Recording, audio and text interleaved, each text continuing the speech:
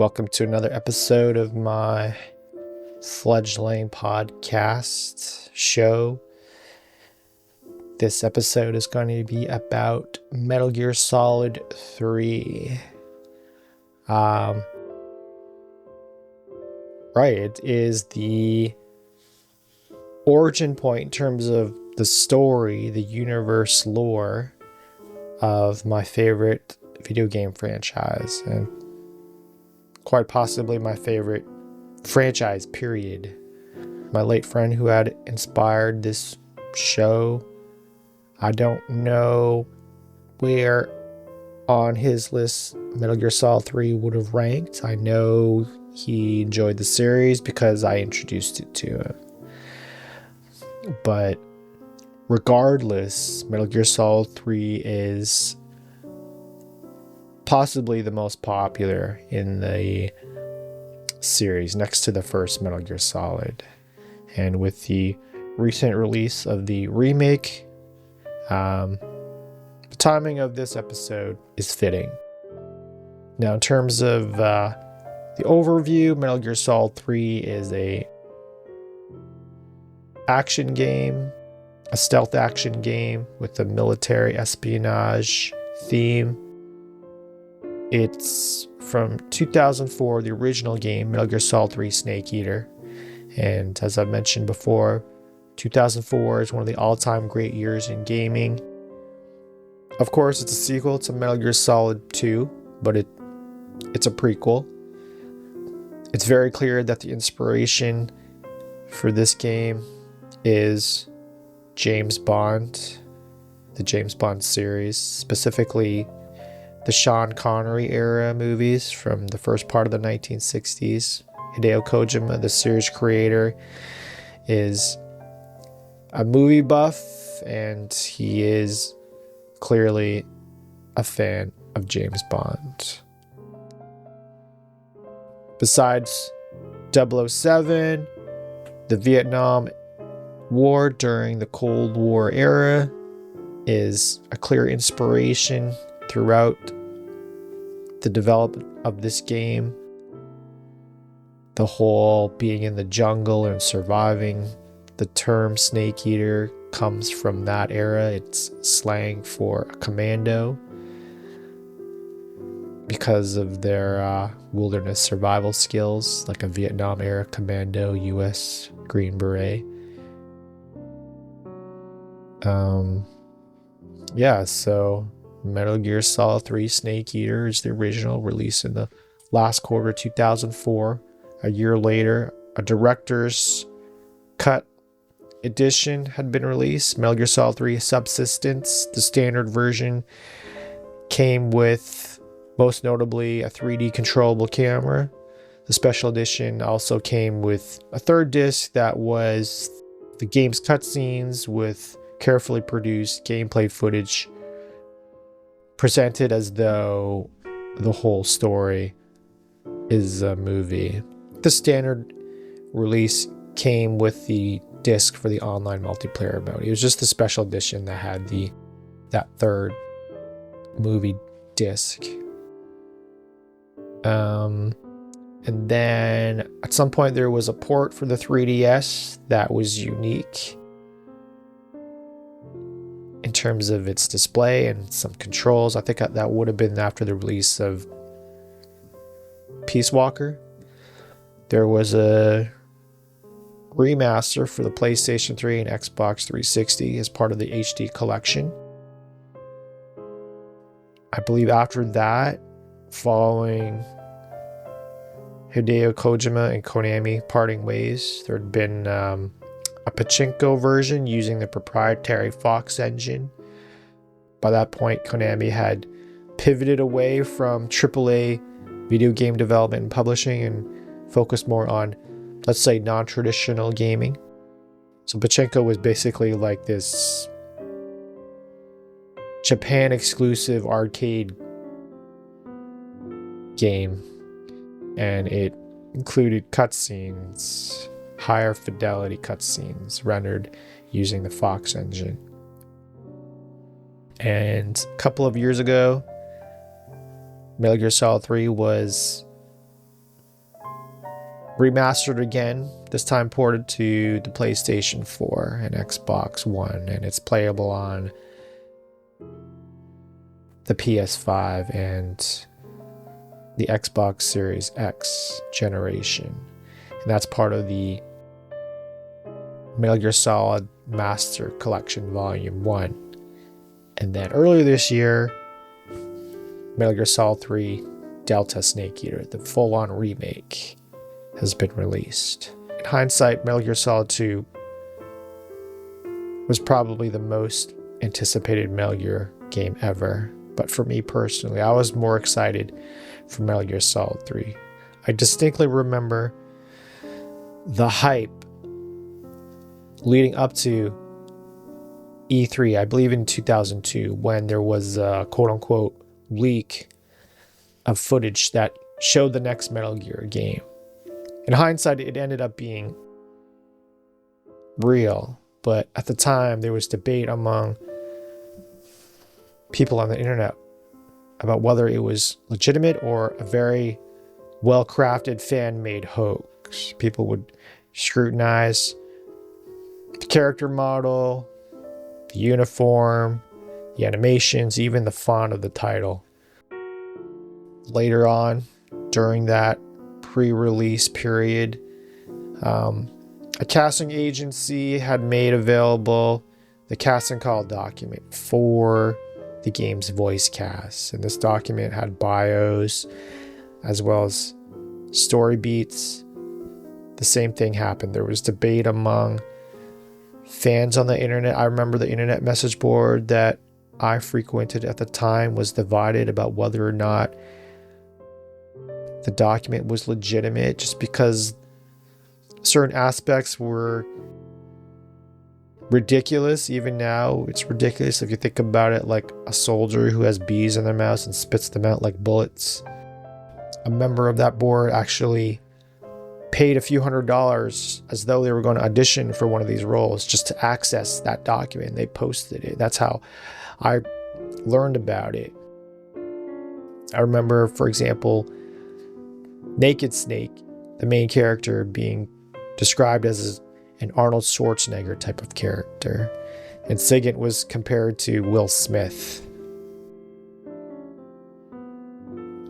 At the time, I had a Metal Gear fan site that I created in anticipation for Metal Gear Solid 2.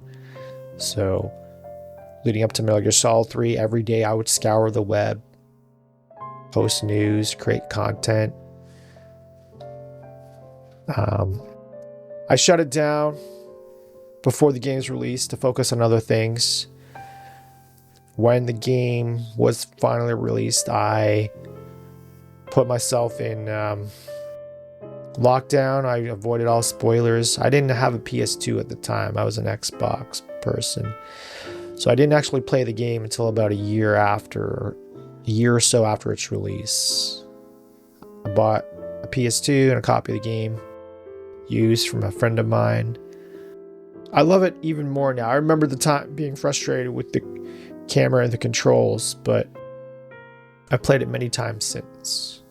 Yeah, and of course I got the Subsistence version. I got the HD version. I got the Master Collection. I haven't played that version of Metal Gear Solid 3. Of course, I've got Delta. I pre-ordered the digital edition just to play it 48 hours before the main release, the widespread release. Had a blast with it. I think I might go back and finally try to get the platinum for the Master Collection version. If I'm really into it, maybe down the road I'll do platinum run for the HD collection version. I've already got the platinum for Delta. Okay, so let's get into the game itself. The camera is probably the most divisive thing, the most criticized aspect of the original game, because like its two predecessors, Metal Gear Solid and Metal Gear Solid 2, the game has like a fixed overhead camera. And to some extent, you can nudge the camera forward, back, to the side a little bit, but that's the extent of control that the player has. And that was a deliberate design choice by Hideo Kojima. By that point, user controllable cameras had been the norm, but for the sake of unification, cohesiveness with the other two games, Kojima wanted this third game in the trilogy to have the same viewpoint. Now, as the player, you can always go into first-person view, and in some instances, like in the other two Metal Gear Solid games, the game automatically goes into first-person view if, for example, the player crawls through a duct, or in this game, through tall grass.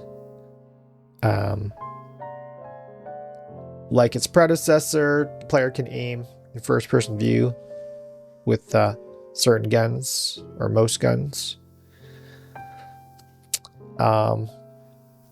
That might not seem like a big thing, but in Metal Gear Solid 3, it's more of an issue for players used to the other two games, because the game takes place in 1964. And because of lore-wise, there's no satellite and personal radar technology. So the trademark Soliton radar of the series does not exist in this game. Now, there's some equipment the player can use to mitigate that. There's a portable sonar, there's a directional microphone, there's also an anti-personnel proximity sensor that beeps whenever there's an enemy nearby, and if they're closer, it beeps more frequently. That definitely takes getting used to. And, of course, Subsistence addresses that common pain point. It includes a toggle to switch the camera controls into the conventional 3D camera. In Delta, the remake, of course, it has that standard of a camera that the player can orbit around the playable character. Now there's a mode in which that 3D camera is disabled. There's two main play styles in Delta. There's Legacy, and I forget what it's called, but it's the default modern mode. And in the Legacy mode, the 3D camera is disabled. So it's more like Snake Eater than Subsistence. You're stuck with a fixed overhead camera. You can't toggle it back and forth like in Subsistence. Delta is also different in the sense that there's the over-the-shoulder third-person aiming view. That's not present in the prior versions of Metal Gear Solid. You can aim in third person, but the camera is a bit farther away from Snake. In terms of the character, alright, so the main character is called Snake, but it's Naked Snake, and he is Big Boss. So even at the time of the first official announcement of Metal Gear Solid 3, the game was very clearly set in the 1960s, and anyone who had some knowledge of the Metal Gear universe knew that the playable character could not be Solid Snake, the hero of every Metal Gear game up to that point. It would have to be Big Boss. And that was a big deal because up to that point, he had been very mysterious, right? He makes appearances in the very first Metal Gear game, and spoiler, Metal Gear 2 Solid Snake. But for most people, including me, Metal Gear Solid had been people's introduction to the series, and in that game he is not present at all. Not physically present, but he is such a vaunted character within the universe. His remains are a major plot point, let's say. And up to that point, the depiction of Big Boss, based on other people's description and reverence for him, is he'd been this very renowned soldier, but he'd also been like duplicitous, maybe ruthless, a warmonger who would perpetuate war just so that he and his rebellious nation state could thrive and survive. So for him to be the hero, the good guy, was a dramatic shift, no doubt. Since then, there's been like 4 games starring Big Boss, and so he's in a way almost a dual protagonist of the series. And on the one hand, you could say he's this ruthless or amoral warmonger, but on the other hand, you could say he's kind of a pragmatic disruptor of this global world order. The series has now kind of made Big Boss more of a gray character, and in Metal Gear Solid 3, he is an interesting protagonist. He's tough, but he's also naive and kind of childlike. So it's the beginning of his, you could say, downfall, maybe, or certainly the beginning of his evolution. He becomes Big Boss later. He assumes that title. In this game, he's Naked Snake. In a way, this game is a story about 2 characters, even though only one of them is playable. One of them is Naked Snake, the other is the Boss. She is the ultimate antagonist of this game, and she's an all-new character, and she is Big Boss's hero. He idolizes her.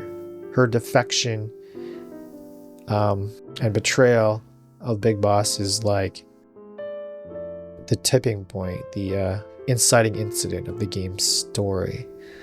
And as much as Big Boss is respected and revered throughout the series, he, at least at the start of the game, is like inferior to the Boss. They meet up throughout the game, and the Boss overcomes him each time, but progressively Big Boss, or Snake, lasts a little bit longer until he, spoiler, at the end, defeats her. I remember reading a review at the time. It didn't have spoilers, thankfully, but the author mentioned that like it's her story as much as it is Snake's. And I think that's a very apt description. They're basically, I don't know, 2 sides of the same coin. The fact that she's a woman and there's kind of hints that they might have been lovers, it just adds another layer of interest to the relationship and the game as a whole.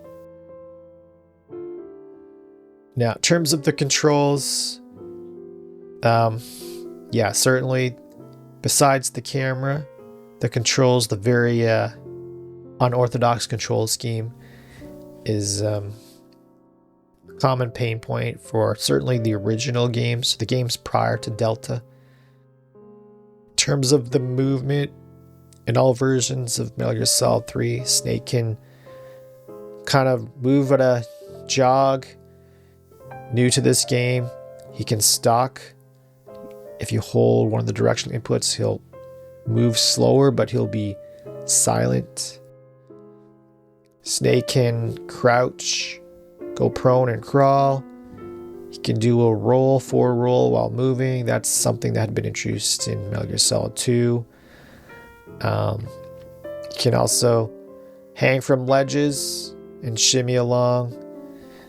He can put his back up against the wall and then peer around or shimmy with his back to that surface that's at least waist high. That's present in the other Metal Gear Solid games.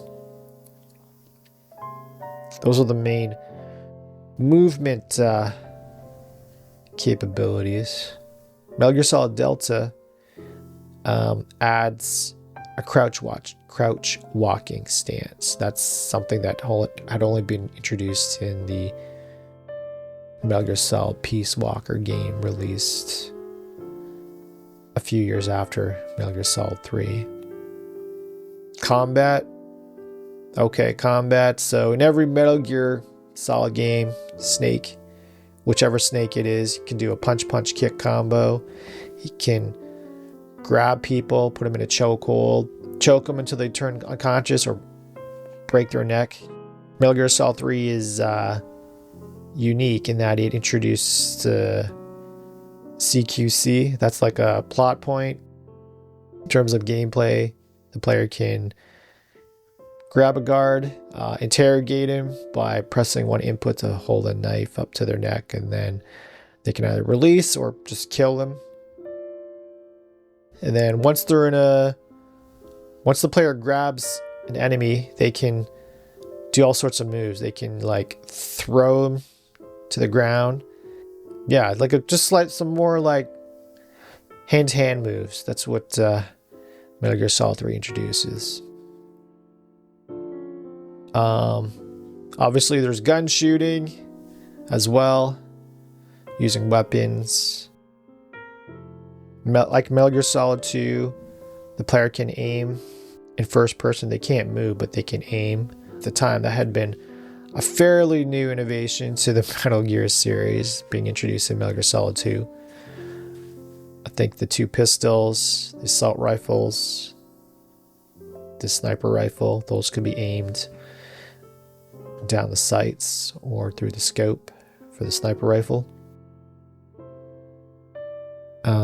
And the RPG. Now Delta lets you move and shoot, and you can also shoot with the in third person from a over the shoulder perspective. The Delta version has I would say refined, slightly more expanded CQC moves.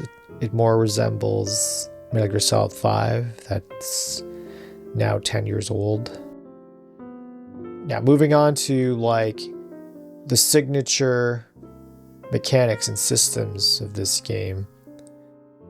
It uses a lot of the same like animations. It's the same character model, even though Naked Snake is described as being like 6'5", and official artwork depicts Big Boss, aka Naked Snake, as being noticeably taller than Snake and Liquid.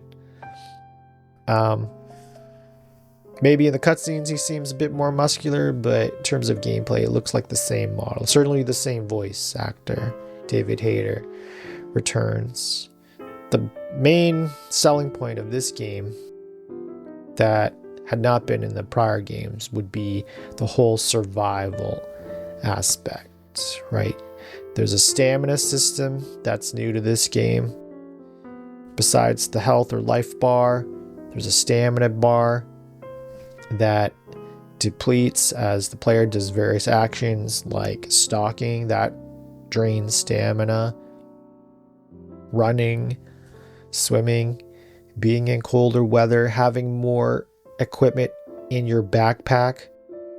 So in all games, the playable character Snake has an inventory, but in this game, the player selects equipment and items and puts them in the backpack, and those items in the backpack are selectable from the in-game selection menus, and each item and weapon has an associated weight.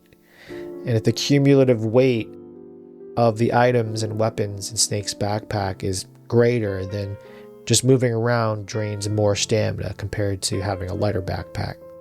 Stamina is important because having minimal stamina makes Snake unable to aim steadily. Stamina also affects how long Snake can hang from ledges, swim underwater.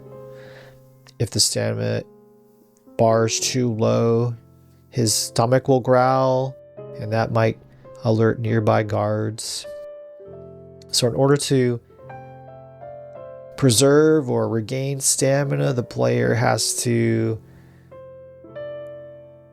make use of the game's food system, right? The player can capture or kill the various animals in the game and just eat them, right? You can capture them using the tranquilizer pistol or later rifle if you get it, and Snake will keep them alive in his inventory. You can have up to 3 live animals, or if you just kill them, you can eat them right away or let them stay in your inventory. But if you let it stay in your inventory for too long, that food will spoil, as indicated by the fly icon in the food menu. There's also plants that are used for the game's other survival related system, and that's the cure healing system. So Snake can sustain injuries through combat or environmental situations like falling or leeches in water. Those will reduce his stamina and maybe even his life. And going into the cure menu, using various different equipment like splints, bandages, disinfectant. There's also serum to combat food poisoning from rotten food, antidotes for venomous animals that might inject you with their venom. Recently, I've learned just through playing Delta, like, it's actually advantageous to not entirely cure an injury, right? So for example, maybe Snake gets a broken bone, so you've got to like apply a bandage and then apply a splint. But if you just apply the splint, the injury won't be fully healed, but Snake's injury will heal on its own, and doing so, letting the injury heal on its own, will actually extend his life bar. So if you heal it completely, it'll just kind of like restore Snake's life bar to its current maximum, but there's like a red portion of the life bar that kind of conveys how much his life bar maximum will be extended if you let it heal on its own. If you still have to treat the injury for the most part, but you just kind of leave one step uncompleted, for example. So that's the whole survival system. And the other introduction to this game would be the camo system. So Snake can equip various uniforms and various face paints to blend in with the environment. The game conveys how well he blends into the environment based on his uniform, his face paint, his stance. It's cool, but in practice, if you want to maintain stealth, you have to like more or less crawl the entire way through. You also have to like pause the game, go into the camo menu, change the uniform and or the face paint. And because the environment changes so often, it's like it becomes tedious because it feels like you have to change your uniform every like 10 feet or so. The series is always about stealth. So of course it's going to have like a refined stealth system. It's got the three or so states of awareness of the guards, right? There's the default, there's the caution, in which they're aware of Snake's presence in the area, or aware that there's something in the area, and there's the alert, in which they're actively searching for and trying to kill Snake. There's also the radio system that returns. That's always been part of every Metal Gear game. It's used to serve as like a diegetic resource for players. If they're ever unsure of what their current objective is, they can call the mission commander or their other supporting cast members. It's also a way to get background information about the universe. It's also a way to convey story beats. I like the radio crew in Metal Gear Solid 3. I think everyone does. I think more so than any other game. They seem like a pretty close-knit group, as quirky as they are. There's Major Zero, the mission commander. He's your archetypical straight-laced British chap, but he's got some quirks. There's Paramedic, who's the kind of wacky doctor, gives you medical advice and information about the plants and animals in the area. She also saves your game. She's a designated save person. And every time you save, she talks about a movie. She's a movie buff like Kojima. And then in the Snake Eater mission, so the game's divided into the Virtuous Mission chapter and the Snake Eater chapter, which the latter comprises the bulk of the game. Sigint is introduced, and he's like the archetypical tech wizard. He's relatively normal compared to the other two. Yeah, that's the radio system. And of course, more so than the prior games, the world feels more alive. There's the animals, as I've mentioned, they kind of move about, but also things like destroying enemy huts that have weapons and ammo or food, right? Destroying those things will affect the soldiers in that cluster of areas. If you destroy a certain vehicle at one point in the game, then it won't appear later in the game, and there'll be other vehicles in its place. It's just that whole sense of giving the player agency within the game world. Now, Delta is a pretty faithful remake. Obviously, the graphics are like totally redone using the Unreal Engine.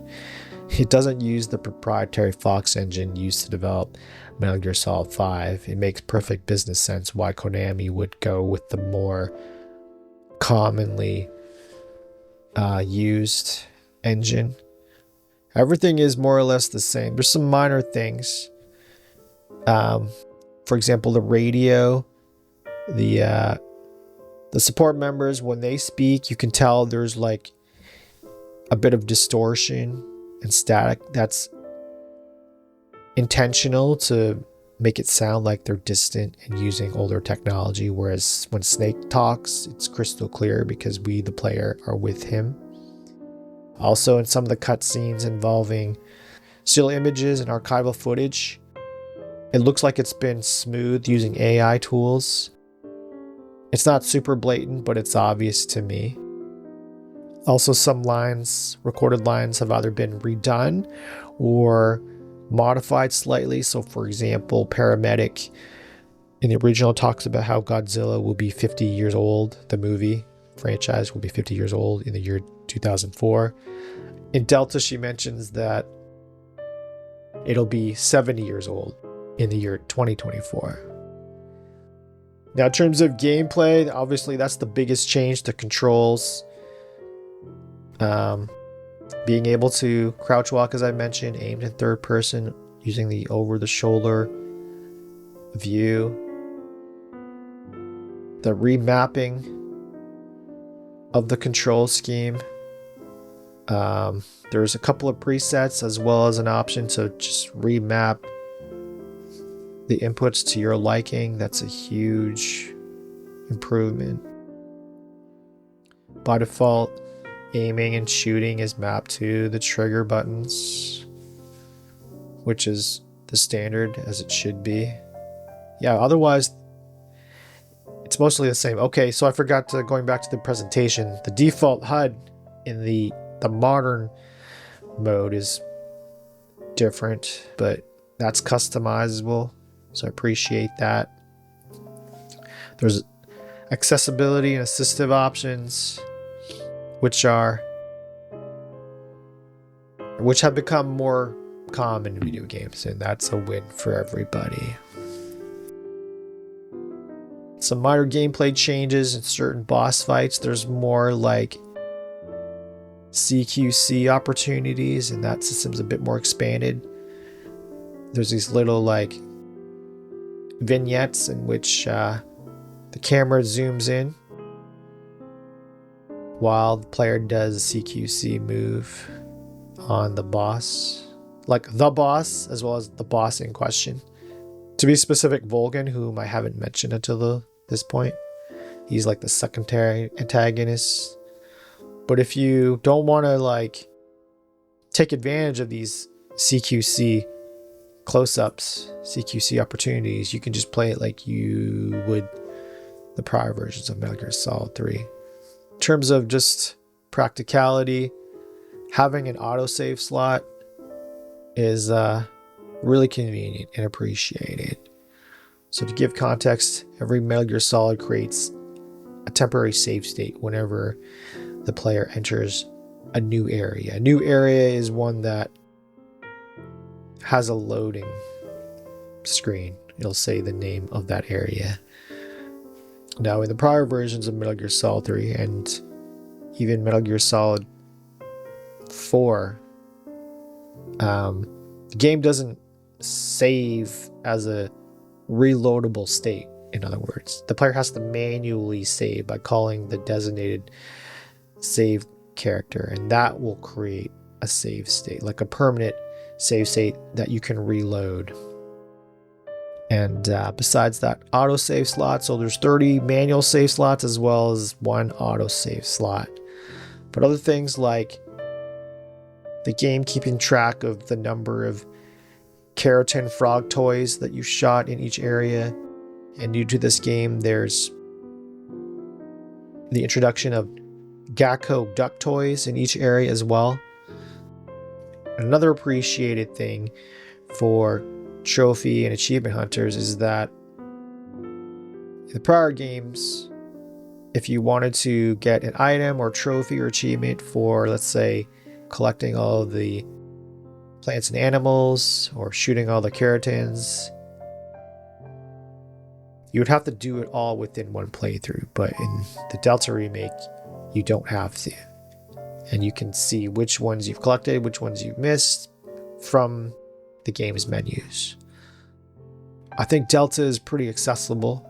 Not just the options, but just like the introduction of the autosave slot, the introduction of the AT camo item that is awarded for, I can't remember what the requirements are, but if you unlock it, you can use it in New Game Plus mode, which is new to this remake.